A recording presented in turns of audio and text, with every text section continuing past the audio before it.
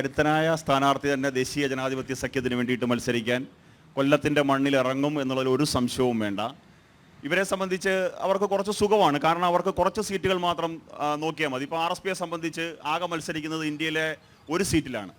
CPM-നെ സംബന്ധിച്ച് മത്സരിക്കുന്നത് ആകെ കേരളത്തിൽ 20 സീറ്റിൻ്റെ ഒരു ടെൻഷനോ അല്ലെങ്കിൽ അതിൻ്റെ സ്ഥാനാർത്ഥി നിർണ്ണയം സംബന്ധിച്ചോ അവർക്കുള്ളൂ. ബാക്കിയുള്ള സ്ഥലങ്ങളിൽ ഏതെങ്കിലും മുന്നണി ഒരു സീറ്റ് കൊടുത്താൽ മത്സരിച്ചില്ല. ഇപ്പോൾ കേൾക്കുന്നു കോയമ്പത്തൂരിൽ നിന്ന് ഉള്ളതും കൂടെ എടുത്തുകൊണ്ട് പോകും എന്നൊക്കെ കേൾക്കുന്നു. അതുകൊണ്ട് നമ്മളത് വിഷയമല്ല.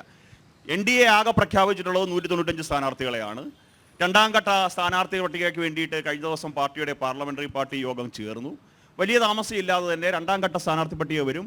സ്വാഭാവികമായും ആ പട്ടികയിൽ NDAയുടെ കൊല്ലം സ്ഥാനാർത്ഥി ഉണ്ടാകും എന്ന പ്രതീക്ഷയിലാണ് കൊല്ലം ലോക്സഭാ മണ്ഡലത്തിലെ മുഴുവൻ BJP പ്രവർത്തകരും. പക്ഷേ സ്ഥാനാർത്ഥി വന്നാലും ഇല്ലെങ്കിലും ഞങ്ങൾക്ക് ഉയർത്തി കാണിക്കാൻ സാധിക്കുന്ന നരേന്ദ്രമോദി എന്നൊരു ലോകാരാധ്യനായ പ്രധാനമന്ത്രി, അദ്ദേഹത്തിന് വേണ്ടിയിട്ടാണ് ഞങ്ങൾ വോട്ട് ചോദിക്കുന്നത്. അതുകൊണ്ട് തെരഞ്ഞെടുപ്പ് പ്രവർത്തനങ്ങളുടെ പ്രാഥമിക ഘട്ടങ്ങളെല്ലാം ഞങ്ങൾ പൂർത്തിയാക്കി. സ്ഥാനാർത്ഥി ഒരു ഫാക്ടർ മാത്രമാണ്. ഫാക്ട് നരേന്ദ്രമോദിയാണ്. അപ്പം നരേന്ദ്രമോദിക്ക് വേണ്ടിയിട്ടാണ് വോട്ട് ചോദിക്കുന്നത്. നരേന്ദ്രമോദിയെ മുൻനിർത്തി NDA വോട്ട് തേടുമ്പോൾ ഈ കൊല്ലം നിവാസികൾക്കുൾപ്പെടെ പ്രയോജനകരമായ 100 കണക്കിന് ജനക്ഷേമ പദ്ധതികളാണ് ഞങ്ങൾക്ക് വെക്കാനുള്ളത്. ഇവിടെ എൻ്റെ പ്രിയപ്പെട്ട സുഹൃത്ത് വിഷ്ണു പുട്ടിന് പീരെ പോലെ NK പ്രേമചന്ദ്രൻ ഇങ്ങനെ പറയുന്നുണ്ടായിരുന്നു. പക്ഷേ അദ്ദേഹം ചെയ്ത NK പ്രേമചന്ദ്രൻ്റെ MP-യുടെ നിശ്ചയദാർഢ്യം കൊണ്ട് അല്ലെങ്കിൽ അദ്ദേഹത്തിൻ്റെ റഫറൻസിൽ വന്ന ഒരു പദ്ധതി പോലും ചൂണ്ടിക്കാണിക്കാൻ അദ്ദേഹത്തിന് സാധിക്കില്ല. അദ്ദേഹം ആകെ പറഞ്ഞത് 361 കോടി രൂപയ്ക്ക് കൊല്ലം റെയിൽവേ സ്റ്റേഷൻ അന്താരാഷ്ട്ര നിലവാരത്തിലേക്ക് നവീകരണം നടക്കുന്നത് മാത്രമാണ്.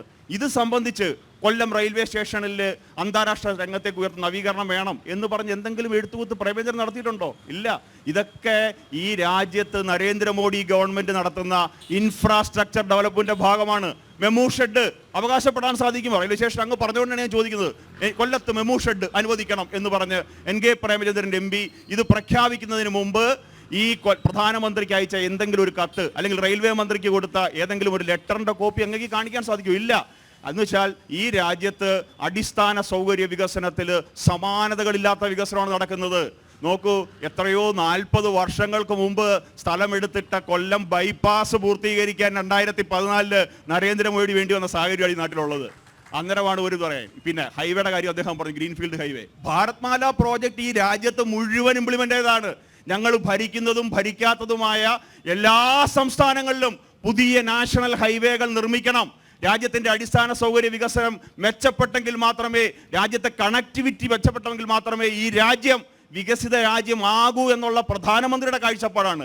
അതുകൊണ്ട് ഞങ്ങൾ ശ്രീ നരേന്ദ്രമോദിയെ, ഈ രാജ്യത്തിൻ്റെ അഭിമാനമായ ലോകാരാധ്യനായ പ്രധാനമന്ത്രിയെ മുൻനിർത്തിയാണ് തെരഞ്ഞെടുപ്പിനെ നേരിടുന്നത്. ഞങ്ങളുടെ സ്ഥാനാർത്ഥി അധികം താമസിയാതെ രംഗപ്രവേശം ചെയ്യും. ഈ 2 സ്ഥാനാർത്ഥികളെക്കാളും മികച്ചു നിൽക്കുന്ന സ്ഥാനാർത്ഥി കൊല്ലം ജനതയുടെ മനസ്സ് കവരുന്ന തരത്തിലുള്ള പ്രവർത്തനങ്ങളുമായി NDAയും BJPയും മുന്നോട്ട് പോകും.